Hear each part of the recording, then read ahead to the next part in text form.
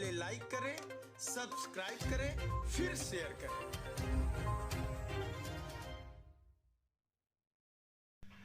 पूर्वी दिल्ली नगर निगम की आम सभा में वर्ष 2021 के संशोधित बजट अनुमानों तथा वर्ष 21-22 के बजट अनुमानों पर विपक्ष के नेता मनोज त्यागी ने बजट भाषण पेश किया। इस दौरान उन्होंने भाजपा शासित निगम पर भ्रष्टाचार का आरोप लगाते हुए कहा कि जनता को गुमराह करना छोड़ दे, मुंगेरी लाल जैसा सपना दिखाना बंद करे, योजना वही बनाया जाए जो धरातल पर दिखे, न कि कागजों में। नेता विपक्ष ने यह भी कहा कि भाजपा शासित पूर्वी निगम में पूरी तरह भ्रष्टाचार का बोलबाला है, यहां आम आदमी की कोई सुनवाई नहीं होती है। आइए सुनते हैं कि अपने बजट भाषण पर नेता विपक्ष ने मीडिया से और क्या कहा। भारतीय जनता पार्टी निगम के अंदर सत्ता में बैठी है, उन्हें बार बार समय समय पर चेताने का प्रयास किया है, लेकिन वो कभी भी सुन कर के उन्होंने किसी पे काम नहीं किया, किसी पे कोई एक्शन नहीं लिया। डाटा वर्ल्ड के सर्वे के बावजूद भी कोई भी हाउस टैक्स के अंदर इजाफा नहीं हुआ। मैकेनिकल रोड स्वीपर्स मशीन है, उनकी बात करूँ तो उसके परिचालन के लिए ईडीएमसी ने 8,52,73,000 रुपये का अधिक खर्च किया है, जिसको बहुत ही महंगी दरों पर उसके परिचालन का काम दिया है। इसी तरह भवन विभाग में भ्रष्टाचार है, जहां हम नक्शे पास करके करोड़ों रुपए का रेवेन्यू जनरेट कर सकते हैं, जहां हम नक्शे पास करके जो अनऑथराइज बिल्डिंग बन रही हैं उनको रोक सकते हैं।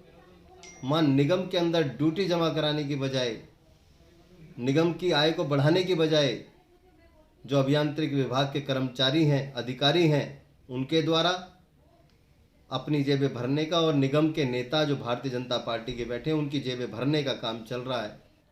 इसी कड़ी में जब एलईडी लगाने की बात हुई तो एलईडी का एलईडी से पहले जब हैलोजन लाइटें लगी थी तो मासिक 7.5 करोड़ रुपए का बिजली का बिल आया करता था।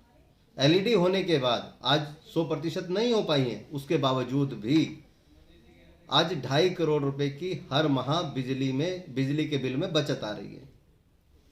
जो काम अगस्त 2018 को कंप्लीट हो जाना चाहिए था एलईडी लाइट लगाने का, वो अगस्त 2018 की बजाय अभी तक भी पूरा नहीं हो पाया, जो कि तकरीबन 28 महीने लेट है।